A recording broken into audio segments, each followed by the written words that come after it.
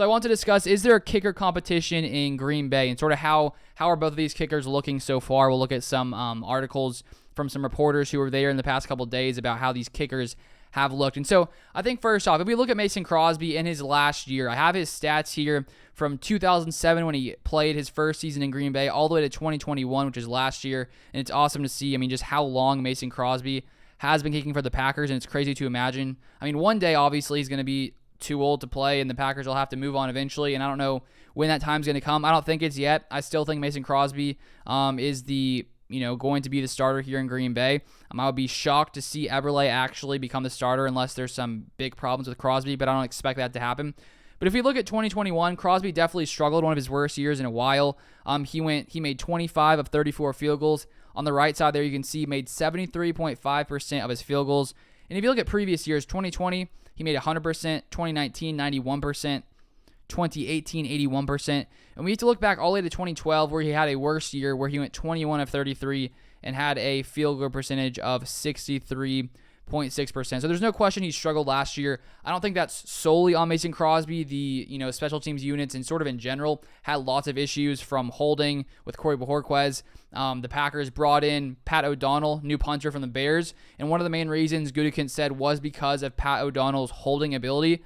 So I think that will fix some issues, but clearly, everything's where it has to move smoothly. The Packers also added a new long snapper in Jack Coco as well. So with Pat O'Donnell now being here with the Packers trying to get their entire special teams unit, figured out, I'm hoping that will mean Mason Crosby will have a better year next year. And if he doesn't, maybe eventually the Packers would have to move on, if he isn't able to play at the level he once used to play at. But maybe last year was just a small blip on the radar, and hopefully he'll be back to playing, how he had in the year prior. And then if we move to Dominique Eberle, who the Packers actually added back in February this year of 2022.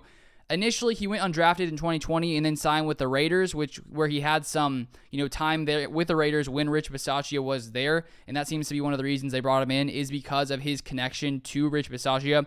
After being with the Raiders initially, he then signed with the Panthers practice squad.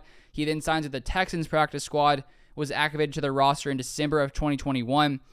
Is then leaves there, and then he's signed by the Panthers again and is then released, and then the Packers picked him up a couple months ago in February. So now the Packers only have 2 kickers, and I want to take a look at some quotes here from a PackersNews.com article where they basically break down how these guys have looked in OTAs the past couple days. I believe this is written by Cassidy Hill and Ryan Wood. So here we have it. Green Bay. As the Green Bay Packers offense and defense were in team drills Tuesday, Mason Crosby stood in his kicking stance while new holder Pat O'Donnell and snapper Jack Coco worked out the kinks. One snap was a touch high for O'Donnell's liking. The veteran offered his correction while an assistant coach watched over the drill. After a correction, the next snap was squarely in O'Donnell's catch zone. A couple minutes later, the three trotted out for a 56-yard field goal. Crosby, using a 20-mile-per-hour wind at his back, cleared the crossbar midway up the uprights. There were a couple times the gusts were a little tricky, Crosby said at his locker after the Packers concluded their organized team activity session. I was leaning back into it, so you have to kind of stay within yourself or you start launching it all over the place. Hitting those balls, you can stay smooth and launch it a long way.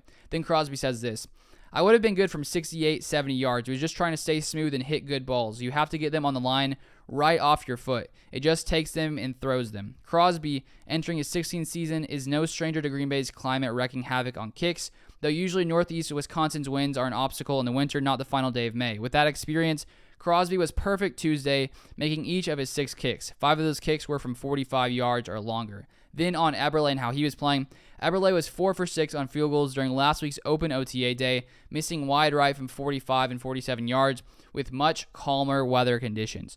So I think when we look at 2022 for Mason Crosby, I still think that he is going to be the starter. I don't think this is like, well, we'll see sort of who ends up being better in camp. I guess it's possible Eberle pushes his way ahead of Crosby, but I just think with all the years Mason Crosby has spent here, with him being, I think a key veteran on this roster, I don't see the Packers, moving on from him. And then, too, at the same time, just his experience in clutch situations and moments where, you need a guy who's been there before. I think Mason Crosby will still, be great in those kinds of situations. So maybe eventually, Eberle can keep learning from Crosby in this offseason. And whenever Crosby decides to either retire or the Packers decide to move on in the next couple of seasons, maybe Eberle can be that guy to sort of take the reins from Mason Crosby eventually if sort of the Packers like what they're seeing from him. But right now, I still think Mason Crosby is the guy. But let me know your thoughts in the comments down below. what you think the Packers should do on special teams, at kicker, all those kinds of things. Let me know in the comments. But that's all I have for this one. Thank you guys so much for watching, and I'll see you guys next time.